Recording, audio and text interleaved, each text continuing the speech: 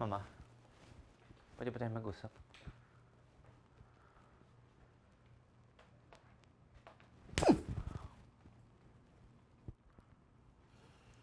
Tinanong kita kung magpapakasal ka, Felix. And you said no. Ngayon nalaman ko na lang sa iba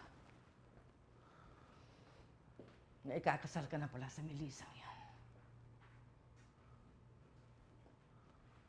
How could you do this to me, Felix? How dare you lie to me? Rosita. Don't! Rosita, I'm sorry. Sasabihin ko rin sa inyo eh. Umahanap lang ako ng tamang pagkakataon. Ayoko kasi saktan kayo. Hindi ko ba pananakit itong ginawa mo? What have I done to deserve this, Felix? What? Ako na walang ibang hinangad kundi mapabuti ka. Kulang pa ba ang ginawa ko sa'yo? I trusted you so much! Rosita. Leave me alone! Rosita, please. Ano ang ginawa ko to deserve this? Bakit ka naglihim sa akin? Why? Rosita. Leave me alone! Pwede ba mag-usap tayo, Rosita? Ayoko sumama loob niyo sa akin. I'm sorry.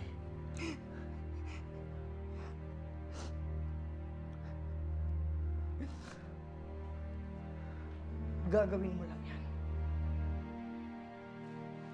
If you leave that woman alone,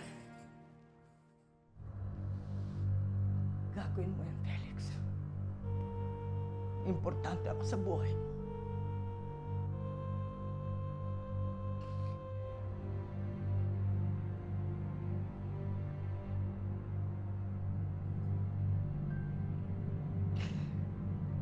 Leave me alone!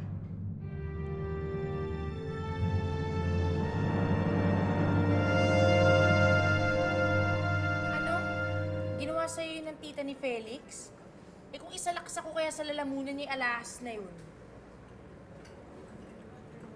Hindi na nga ako nagulat, Ami. Ganyan rin naman noon sa akin yung mama ni Roberto. Tingin niya sa aming mahihirap. Parang uod. Uod na sisira lang sa pangalan at reputasyon nila.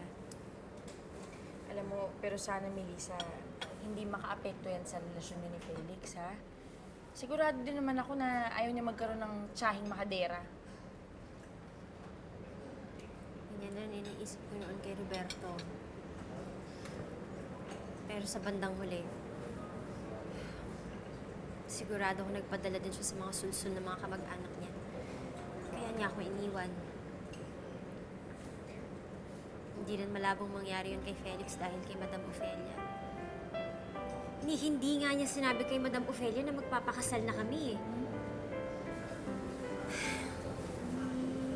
Ayoko na ulit may iwan sa ere, Ami.